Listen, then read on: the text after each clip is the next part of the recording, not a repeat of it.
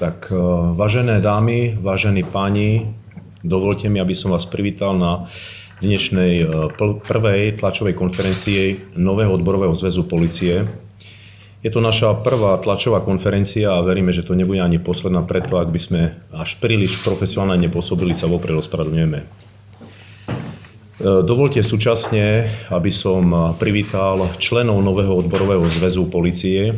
Po pravej strane sedí policajt Krajského riaditeľstva Žilina, člen nového odborového zväzu polície, pán Tomáš Miazdra. Po mojej ľavej strane sedí policajt Krajského riaditeľstva Policajného zboru Košice, člen NOZP, pán Pavel Gašpar. A vľavo pri stole sedí policajt Krajského riaditeľstva Žilina, člen NOZP, Vladislav Gacík. Sme strašne radi, že ste sa tejto tlačovej konferencii zúčastnili. V závere budem rád, ak smelo nám položíte nejaké otázky, na ktoré vám budeme môcť radi odpovedať. V začiatku samom by som vám povedal úlohy a dôvod vzniku nového odborového zväzu. Čiže mám tu nejakú osnovu, trošku budem z nej čítať, ale budem sa vám aj prihovárať, takže ešte raz hovorím, je to naše prvé vystúpenie, tak ak by bolo niečo až nie príliš profesionálne, nás ospravedlňte.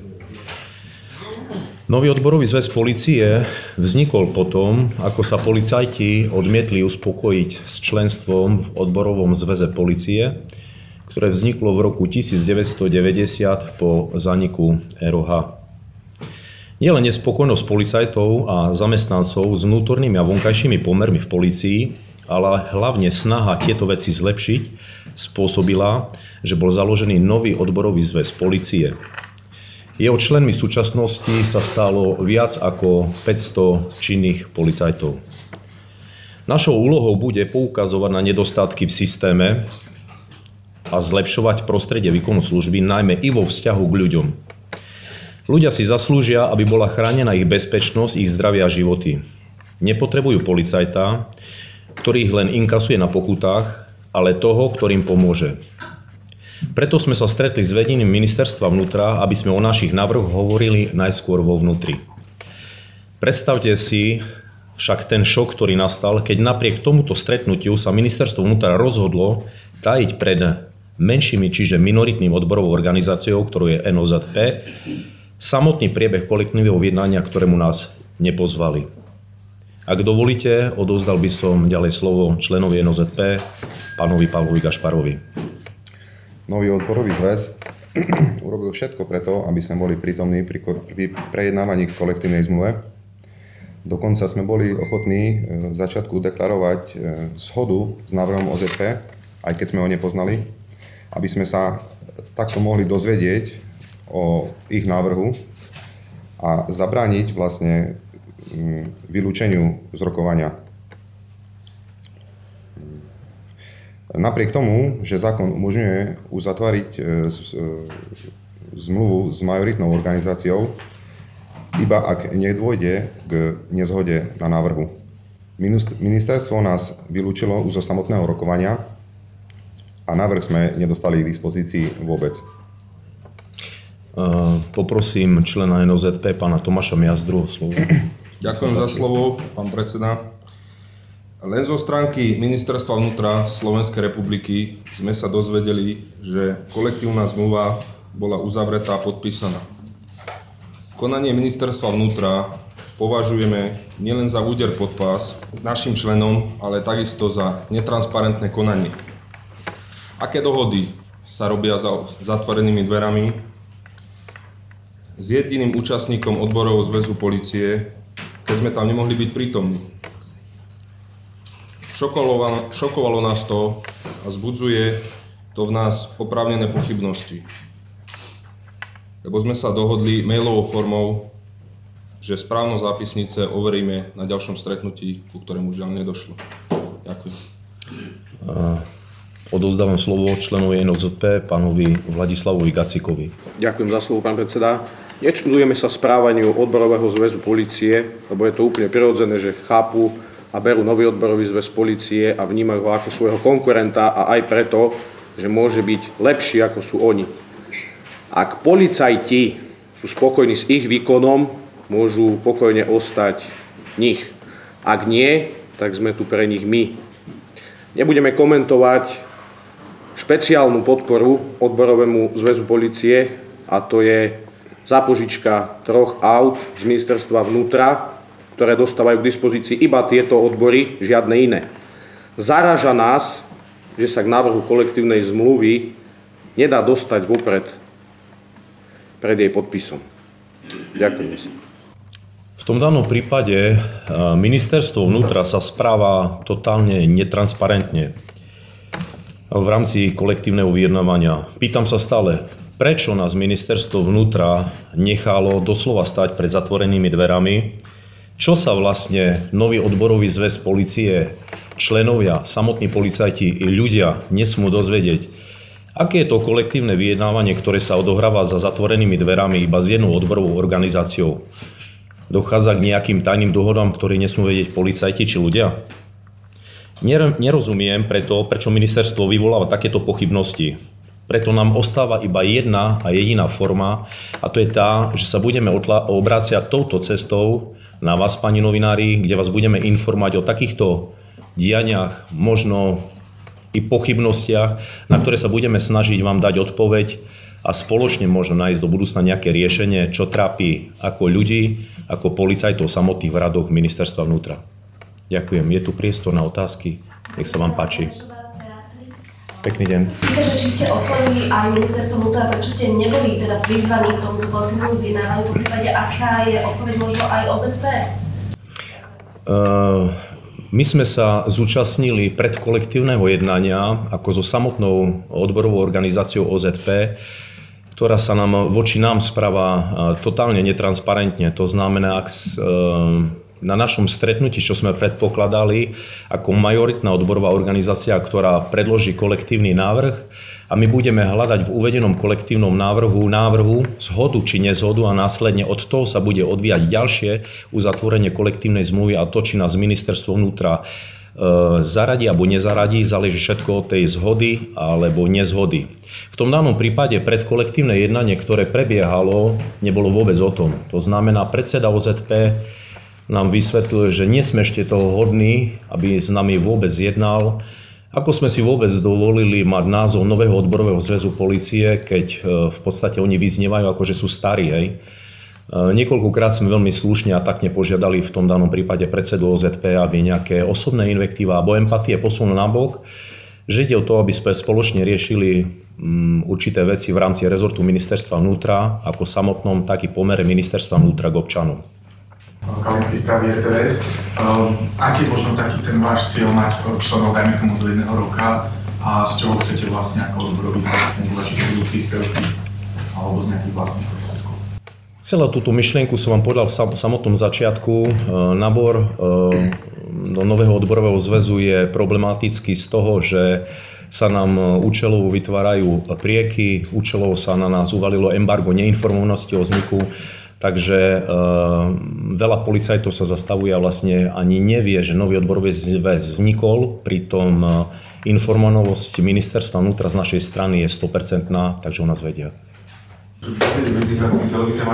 Nech sa páči. Zaujímalo tie vaše konkrétne žiadosti, čo chcete teda presadiť vo vzťahu k ministerstvu vnútra. Hovorili ste to tak vo všeobecnosti, či chcete lepšie podmienky pre policajtov, vyšší plat, alebo čo konkrétne? V rámci presadenia určitých vecí, jak som povedal, je to v podstate, sú tam vnútorné problémy interné, ktoré v podstate navrhujeme riešiť, a to je systémovou. Žiaľ, tieto naše návrhy sme doposiaľ nemohli predložiť. A takisto si myslím, že by sme chceli zmeniť súčasný pohľad občanov k polícii, ktorý možno nie je až taký, ako sa prezentuje. Čo myslíte tými internými problémami, či to viete ešte rozviesť, či to je o tom služobnom postupe, alebo nejakom zasahovaní nadriadených do práce podriadených, alebo len o platoch, ale to nie len, ale aj o platoch? V rámci systémových zmien v rezorte ministerstva vnútra je to obrovský komplex, ktorý spája strašne veľa a veľa vecí, kde v podstate nedá sa povedať, že jedným samotným systémovým riešením by sme vyriešili všetko. Hej.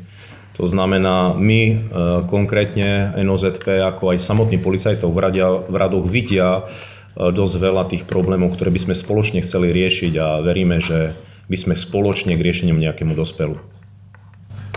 Nech sa páči. Pavol Klemkonoviča, mňa by zaujímalo, aký názor má NOZP na kauzu Bašternáka a Roberta Kaliňáka a že či podľa vás v konflikte záujmov. Ďakujem. Vzhľadom tomu, že nie sme vyšetrovatelia daného spisu, to znamená, že takisto len čerpeme z informácií, ktoré vyjdú prostredníctvom novinárov na vonok, si nevieme, alebo respektíve nevieme povedať ten správny záver, ktorý by ste čakali, ale skôr si práve vidíme v tom danom i našom programe chybu v systéme fungovania polície, a to je odpolitizovania polície a aby samotný priebeh vyšetrovania dopadol úplne inak. Vy ste hovorili teda, že máte 500 členov teraz? Máte to členstvo? Momentálne máme 500 členov a pokiaľ by sa nám určite nerobili prieky, máme ich oveľa viac. A vy ste už po podpísaní tej kolektívnej zmluvy videli jej znenie, alebo ešte nie? Nie. Tu ide vlastne o to, že vlastne tú predkolektívnu zmluvu, ktorú sme chceli vidieť a preto sme deklarovali, že sme v zhode, bolo iba tým, aby sme ju vôbec videli, čo v nej je, čo sa v podstate nestalo. Takže uzatvorila sa za zatvorenými dverami a my vôbec nevieme, čo v nej bolo. Lebo pred voľbami som čítal v časopise Polície, že odborový zväz chcel riešiť otázku platov, ale nechá to na obdobie po voľbách, že či ste s tým spokojní, ako sa to rieši. Ešte raz hovorím, že celý systém programových riešení, ktorý máme pripravený a mali sme pripravený, sme nemohli prezentovať, nakoľko som vám v samotnom začiatku povedal, ako prebiehalo predkolektívne vyjednávanie a ako sa rezort ministerstva vnútra voči NOZP zachoval. To znamená, i napriek deklarovanej snahe s tým, že sme uvádzali, že sme v spoločnej zhode, bolo len mierené a účelovo smerované k tomu, aby sme sa dozvedeli, čo vôbec v tejto kolektívnej zmluve je. Mám niekoľko otázok. Nech sa páči. Aké pozície v policajnom zbore zastávate a či ste sa stretli s podporou vašich priamych nadriadených pri založení NOZP? Čo sa týka mojej pozície, som výsluhový dôchodca, ktorý pôsobil na okresnom riaditeľstve Košice okolie. Pôsobil som na odbore kriminálnej polície, kde v roku 2012 som odišiel do výsluhového dôchodku. Čo sa týka ostatných členov, to znamená regionálnych zástupcov a členov odborových, ako nového odborového zväzu polície, sú to činní policajti. Áno, priamo činní policajti vo výsluhe. Funkcie teda zastávajú, aké pozície a či sa stretli s podporou priamo? Áno, tak ja, ak dovolíte, by som mohol za slovo pánovi Tomášovi Miazdrovi. Ja, ak môžem sám za seba, alebo teda ja vykonávam funkciu, alebo teda ja som vlastne zaradený ako referent pohotovostnej motorizovanej jednotky Krajského riaditeľstva policajného zboru v Žiline, teda som radovým policajtom. A čo sa týka môjho vzťahu k odborovým zväzom a nadriadený dosiaľ som sa s tým nestretol v mojom prípade s priamym nadriadením, že mali problém so vznikom nového odborového zväzu polície a že by sa nejaké prieky ohľadom toho robili. Nech sa páči, pán Pavol Gašpar. Ja som zaradený ako referent Krajského riaditeľstva policajného zboru v Košiciach na pohotovostnej motorizovanej jednotke. A zo strany nadriadených nejaké prieky som nezaregistroval, že by boli. Aby som mohol k tomu uviesť, ak by si pani novinári predstavili, že sú to priame prieky tým, že v podstate sa nejakým spôsobom zakazuje, tak nie, je to sofistikovaný systém, ktorý niektoré okresné a krajské riaditeľstva v rámci pozície proti NOZP vykonávajú. Môžem vás v podstate informovať, ako to funguje. V skratke, začiatkom mesiaca december sme napísali žiadosť o vykonanie prednášok nového odborového zväzu polície na okresné riaditeľstvo Košice okolie, kde sme čakali na zákonnú lehotu, to je odpoveď do 30 dní, ktorú sme nedostali. Následne sme sa cez sekretariát, kde sme v podstate túto poštu dali odoslať služobným kuriérom, informovali, aká odpoveď je, nakoľko prešla tá zákonná lehota 30 dní, tak vlastne sekretárka ani nevedela, kde naša písomnosť sa stratila. podstate nie je to prvý a posledný prípad, hej, a takýmto spôsobom nedokážeme a nevieme sprezentovať nové odborový zväz polície po jednotlivých obvodných oddeleniach, kde samotní riaditelia obvodných oddelení prejavili zájem o tieto prednášky, avšak nám vysvetlili, že prvotná je tá žiadosť na okresné riaditeľstvo, ktoré vlastne vydá buď súhlasné alebo nesúhlasné stanovisko a v tom danom prípade sa naše písomnosti veľmi záhadne tratia. Moji kolegovia sa vás pýtali na nejaké konkrétne kroky, ako chcete v budúcnosti fungovať. Naznačili ste, že jedným z hlavných problémov je podľa vás spolitizovanie policajného zboru. Chcete teda robiť za každým, keď sa vám budú nejaké prieky klásť a podobne, nejaké tlačové konferencie, kde budete verejnosť informovať o konkrétnych krokoch a tým nejakým spôsobom hovoriť verejnosti o tom, čo sa vo vnútri v policajnom zbore deje? Viac menej v samotnom začiatku sme tam veľa vecí naznačili. Hlavne ide tu o tú samotnú netransparentnosť ministerstva vnútra. To znamená postoj k ministerstva vnútra k nám ako minoritnej odborovej organizácii. Môžem povedať, že do dnešného dňa my sme si splnili zo zákona tú povinnosť, že sme ministerstvo vnútra informovali o našom vzniku. Prešli sme zložitým systémom, aby sme vôbec mohli byť založení. Preto sme podľa zákona informovali ministra vnútra o našom vzniku, samotného policajného prezidenta, kde nám vyplýva povinnosť informovať, že sme vznikli. A do dnešného dňa sme dostali v podstate minimálne odpovede, a to je, že pán policajný prezident máme uviesť dôvod, prečo sa máme stretnúť, a pán minister nám naplánoval väčšinou osobné stretnutia, keď mal nejaké služobné cesty. A keď ste hovorili o tom, že policajný zbor spolitizuje, vnímate úvahu o tom, že by policajného prezidenta už nemal v budúcnosti vyberať minister? No, tieto systémové riešenia, ktoré som hovoril, že sú to systémové riešenia, aby sme vlastne vplyv politickej moci na políciu nejakým spôsobom vymedzili, respektíve určite odstranili, pretože v rámci policajného zákona sa hovorí, že policajt musí byť apolitický, ale stále je tam výnimka o tom, že o vedení polície sa o tom nerozpráva, ale je to systémové riešenie, ktoré nemôžeme určiť hneď my, ale musíme ho spoločne hľadať a hlavne by ho mali hľadať politici. Spomínali ste apolitickosť, si chcem teda overiť, že vy ste nekandidovali v minulosti za nejakú stranu v nejakých voľbách, či už miestnych alebo celoštátnych? V žiadnom prípade som nekandidoval, ani kandidovať nebudem k tomu, ako som uvedal, že polícia by mala byť apolitická. A že čo konkrétne vyčítate tomu veľkému oficiálnemu odborovému zväzu? Naznačili ste teda, že napríklad, že dá sa, že používajú výhody od ministerstva v podobe trvá a keby si to mohli rozvieť, že čo konkrétne nám vadí na tých ich výsledkov alebo práci? Od samotného začiatku my nepristupujeme odborovej organizácie, v tom danom prípade OZP, s veľmi negatívmi, pretože urobila aj kus dobrej roboty, ale naznačili sme tú pozíciu ministra a respektíve ministerstva vnútra k nám a k ním, kde sa diametrálne líši v tom, aké výhody užívajú oni, aké my. I napriek tomu, že im niečo zákon dovoluje, ale aby sme mohli dojsť nejakým čiastočným výhodám, k tomu máme cestu doslova zarúbanú. A teda myslíte si, že robia málo pre policajtov, tým ste začínali, že či by ste mohli konkrétnejšie rozvieť, čo?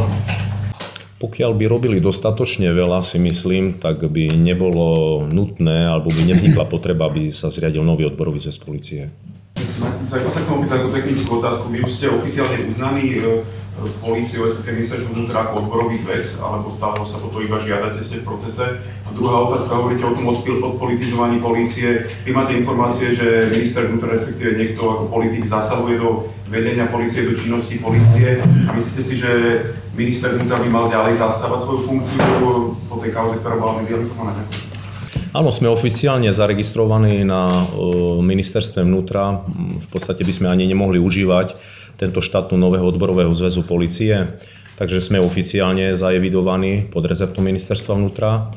A čo sa týka pána ministra, k osobe pána ministra sa nejak vyjadrovať osobne nechceme, nakoľko do dnešného dňa sme ani s ním nejaké stretnutie nemali, takže asi toľko. Aby ste správne ešte raz sa spýtam teda na to financovanie, či budete teda vlastných prostriedkov, alebo budú aj nejaké články?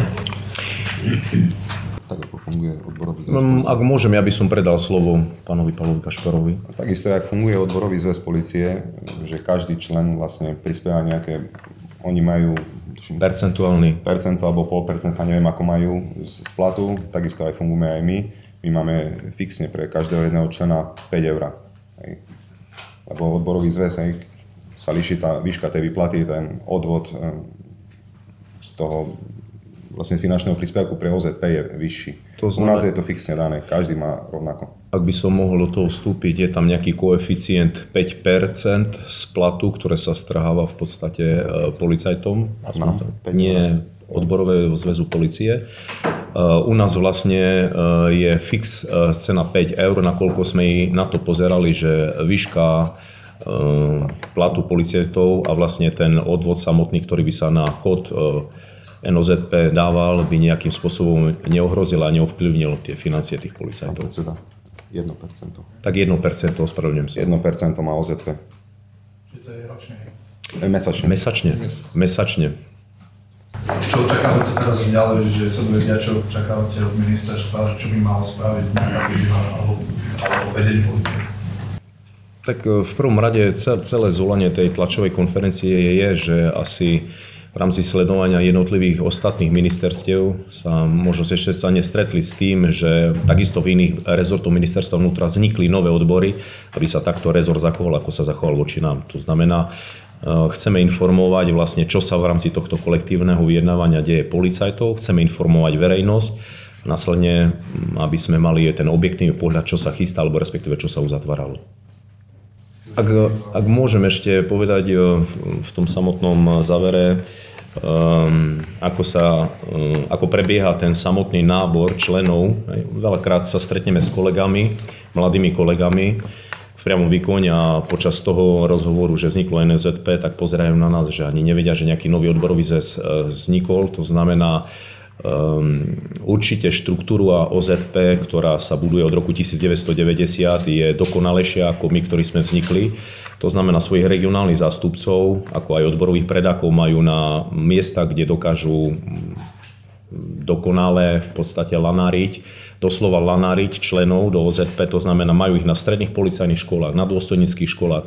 Dokonca máme informácie v súčasnosti, že pri samotnom procese príjmania určitým nemenovaným krajským riaditeľom sa priamo rozdávali prihlášky do OZP, ktoré sa podpisovali a vlastne policajti mladí nevedeli ani, čo podpisujú.